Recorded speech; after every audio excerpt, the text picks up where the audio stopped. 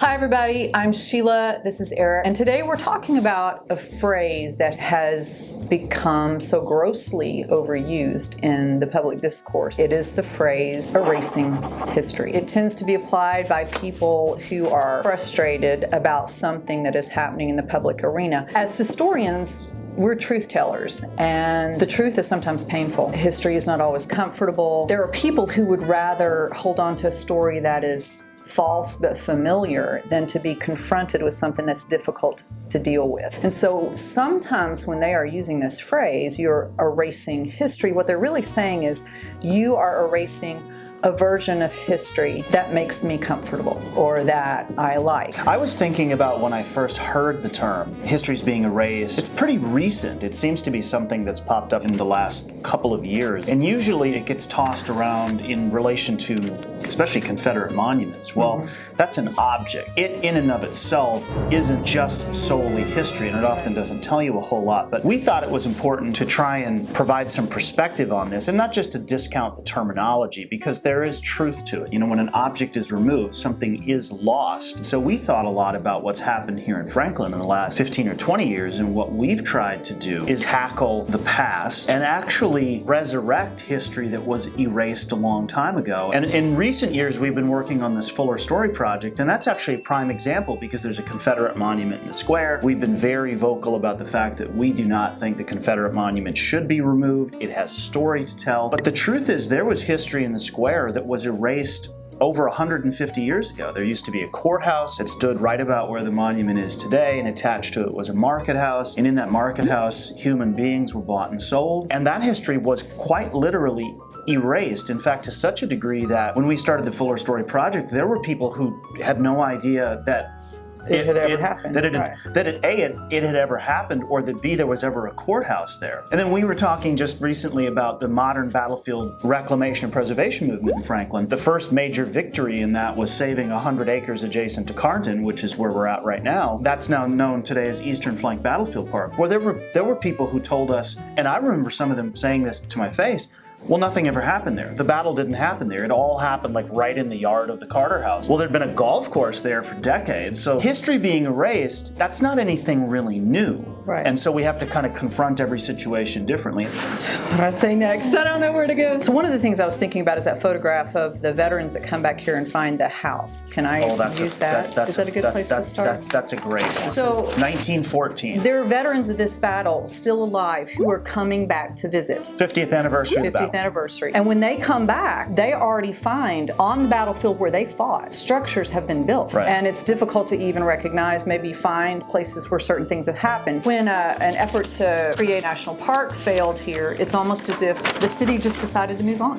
You hold that one, I'll hold this one. Right. For those who live in Franklin, this would later become known as the Franklin Flower Shop. Well, the Battle of Franklin Trust, along with several other organizations, Franklin's Charge, City of Franklin, we purchased that property just a few years ago, 1.6 acres for $2.8 million.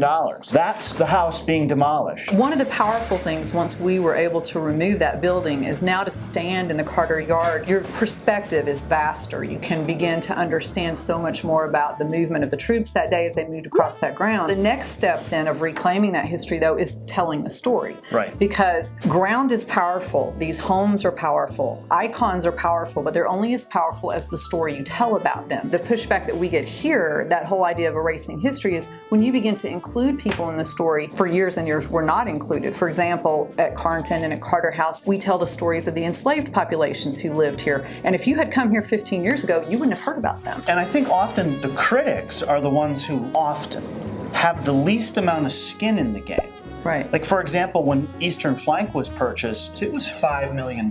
You know, this didn't just happen overnight. It involved a really immense collaborative effort. When Eastern Flank was saved, we began to put up interpretive markers, and none of this is free. We've spent $17-18 million in Franklin just trying to buy ground. So when we put the first interpretive signs up at Eastern Flank, this is the very first one. The Confederate cemetery is actually in the background, and there were two children just out there walking around, and so this was history being brought back.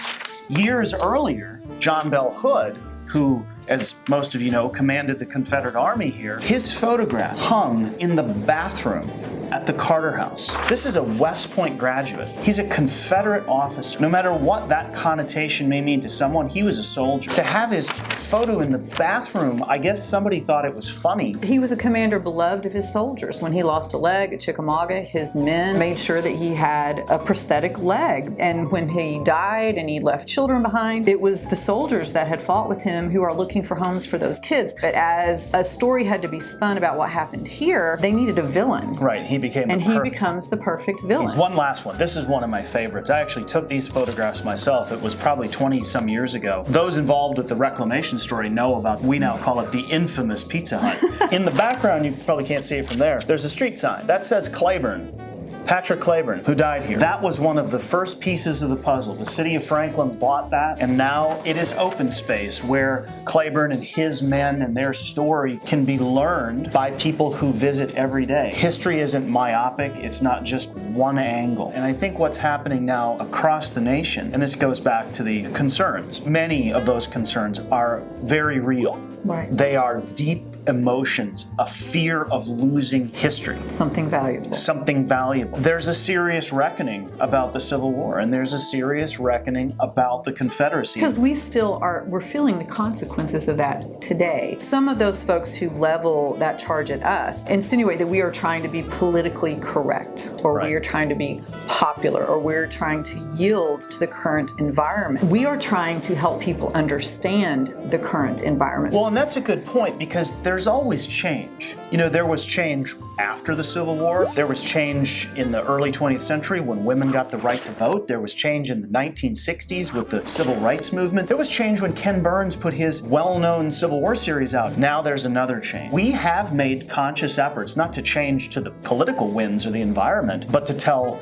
the whole story. It's just someone recently was questioning, that we've gone outside our mission. Well, our mission statement almost 10 years ago was drafted in such a way where we study people forever impacted by the Civil War. That doesn't mean it ended in 65. Right. Because we are still impacted by the American Civil War. The debate about Confederate monuments and monuments in general is very reflective of that reality. The Civil War was a pivotal moment. We asked some difficult questions in that war, looking back to the founders about whether they meant what they said, and the fact that they lived that out imperfectly, does that discount what they said? And so we were examining that, whether a republic could stand, could last. We're still living out the answer to that question. Everybody's heard about Gettysburg. I wish everybody knew as much about Franklin as they do about Gettysburg. Names like Abraham Lincoln, Robert E. Lee, Jefferson Davis, Nathan Bedford Forrest. I mean, they're timeless. I don't think you could scrub enough books out of the way to remove them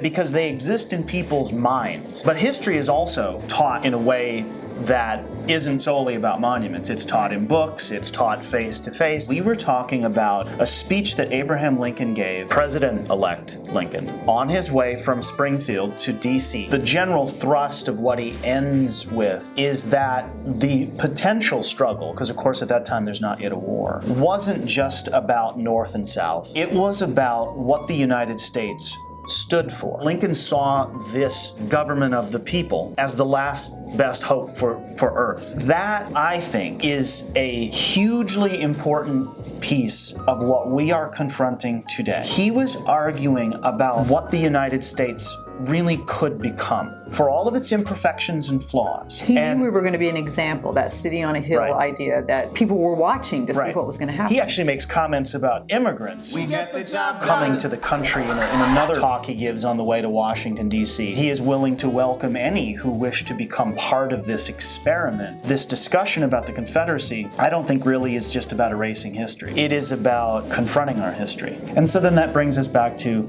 can history be erased? I would argue that history absolutely cannot be erased, because John Bell Hood, I don't think has a single monument in the United States. Really? I don't think he has a single one. I've never seen a Hood monument anywhere. John Bell Hood's history is quite secure. We're telling it every day. We tell it every day, 7 days a week at 2 sites. So history isn't just about something that you can touch. We can slip down into this morass. That's where we have to implore everyone to exercise caution.